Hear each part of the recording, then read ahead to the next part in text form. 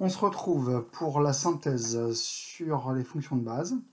Donc on est dans la préparation de la production, dans le module 11 toujours, dans la partie B du module 11, et on est sur les fonctions de base.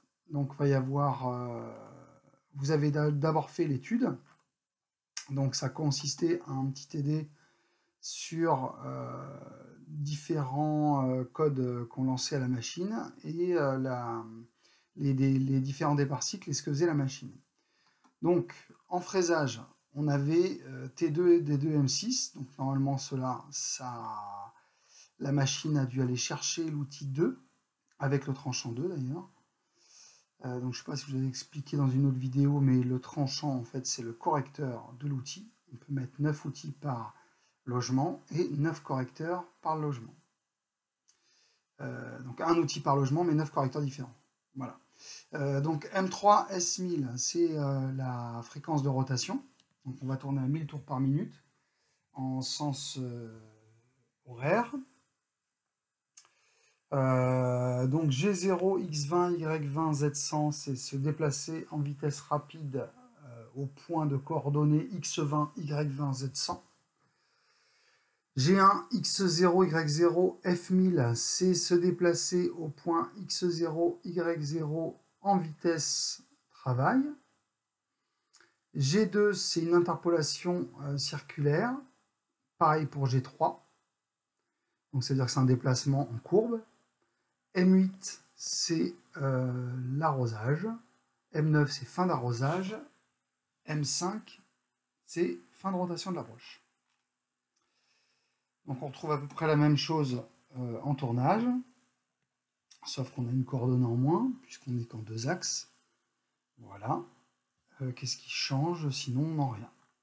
Ok, donc ça c'est pour la petite correction de l'activité que vous avez réalisée au préalable.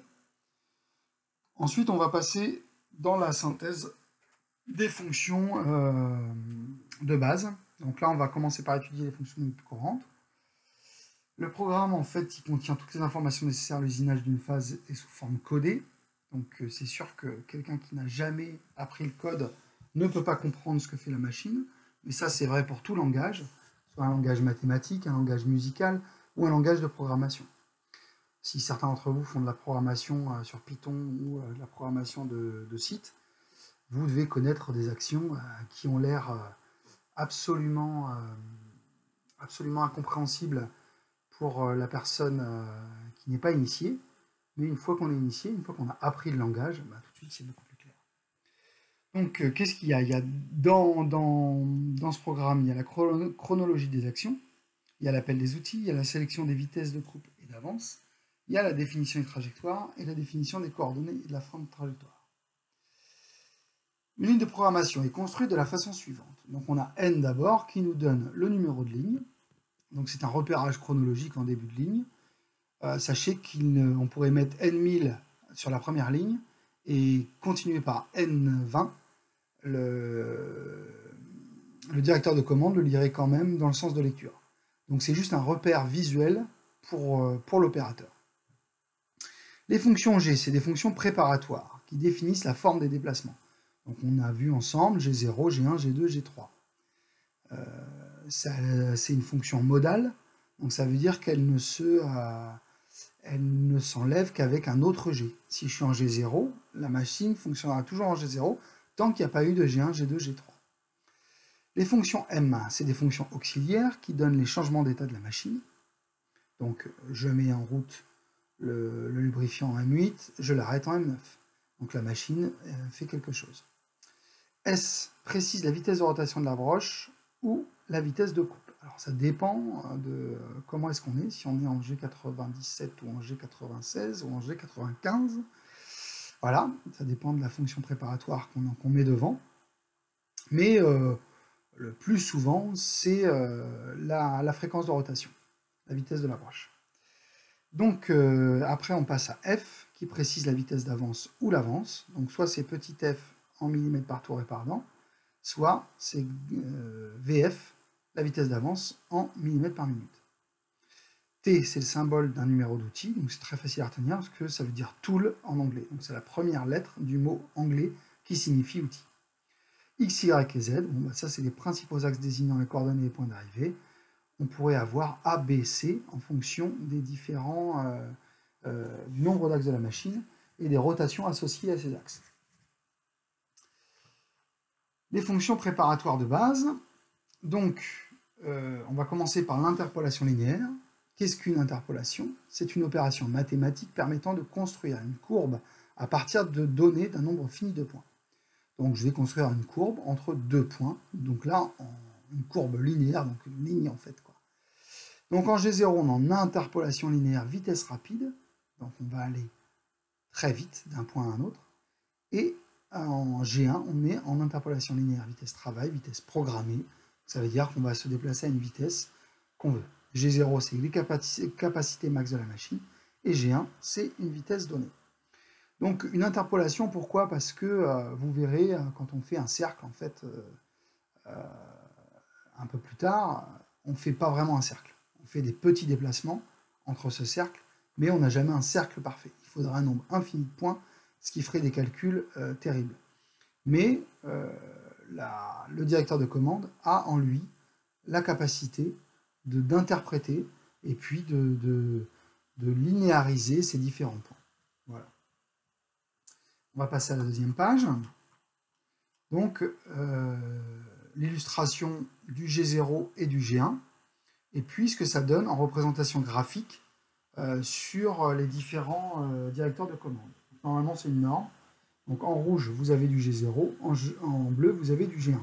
Quand vous faites la simulation graphique en 2D des déplacements de la machine. Donc, soit une ligne continue, soit un trait mixte. Donc une ligne continue pour le G1, un trait mixte pour le G0. L'utilisation. Donc la fonction G0, elle permet de déplacer l'outil, comme je vous l'ai dit tout à l'heure, d'un point à un autre à la vitesse maximale autorisée par la commande numérique. Il est donc utilisé ce code pour aller au point d'approche avant usinage et pour le dégagement, jamais en usinage.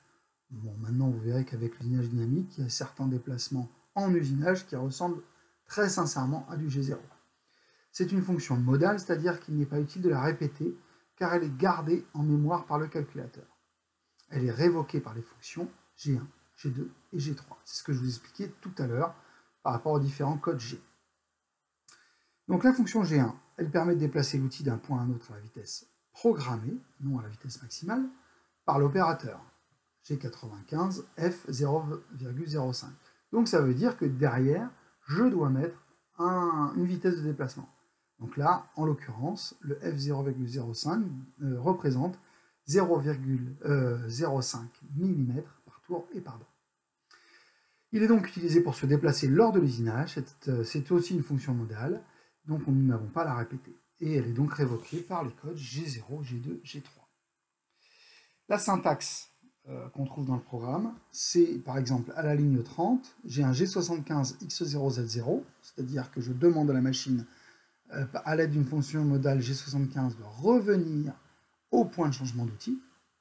Et ensuite, j'ai un déplacement en G0 de la coordonnée XAZA à la coordonnée XBZB.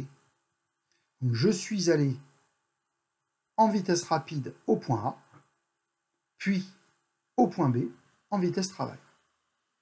Voilà, on peut l'observer là. J'ai un trait mixte rouge qui arrive jusqu'à mon point A et un trait plein bleu qui arrive jusqu'à mon point B.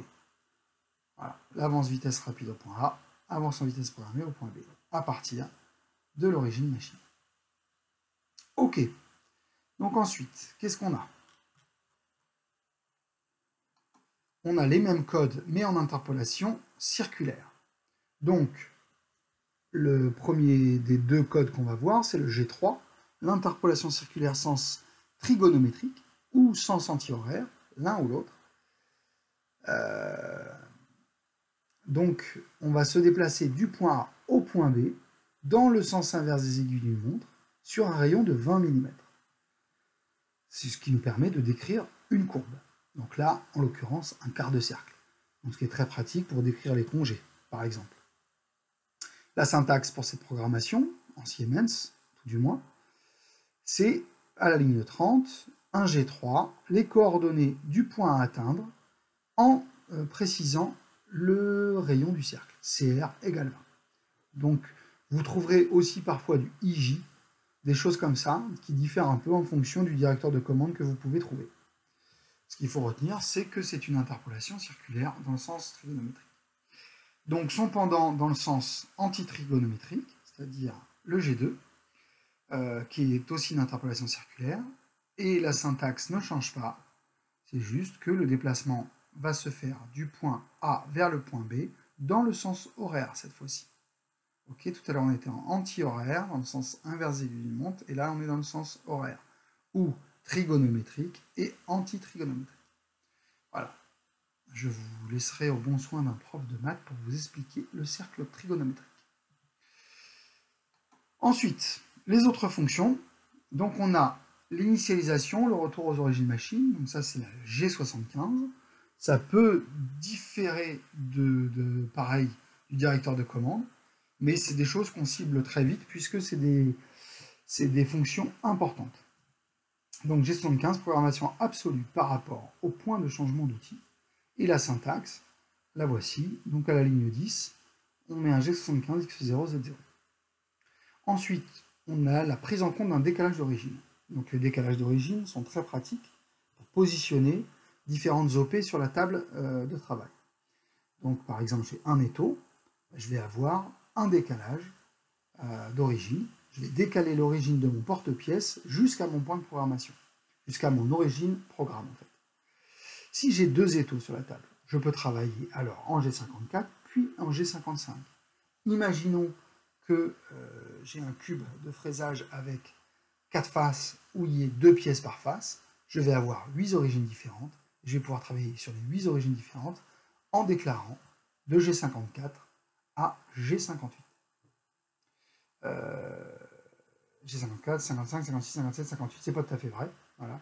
Mais de toute façon, il peut y avoir plus d'origines que ça. Ça dépend des machines, ça dépend des différents directeurs de commande.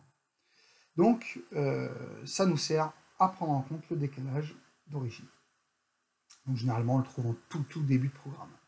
La syntaxe, c'est très simple, il y a juste à l'insérer dans une ligne. La prise en compte d'un plan de programmation.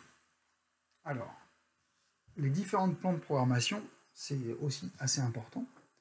Donc, les plans G17, G18, G19, qui représentent le plan XY, XZ, YZ. Donc on va dire à la machine dans quel plan on va travailler. Donc je vous donne la syntaxe pour la programmation en Siemens. En Siemens, donc on va déclarer un G17 à la ligne 10. On va lui dire en fait que c'est le plan XY qu'on cherche. Et ce plan-là, on s'en sert pour le perçage en tournage. Il faut répéter le code après chaque G75, après chaque changement d'outil. Si on veut changer si ce code a changé entre les différents appels d'outils. S'il n'a pas changé, il n'est pas nécessaire de le répéter, puisque c'est une fonction modale aussi. Le G18, plan XZ pour toutes les autres opérations en tournage. En fraisage, on se préoccupe moins des plans de programmation, en tout cas chez Siemens.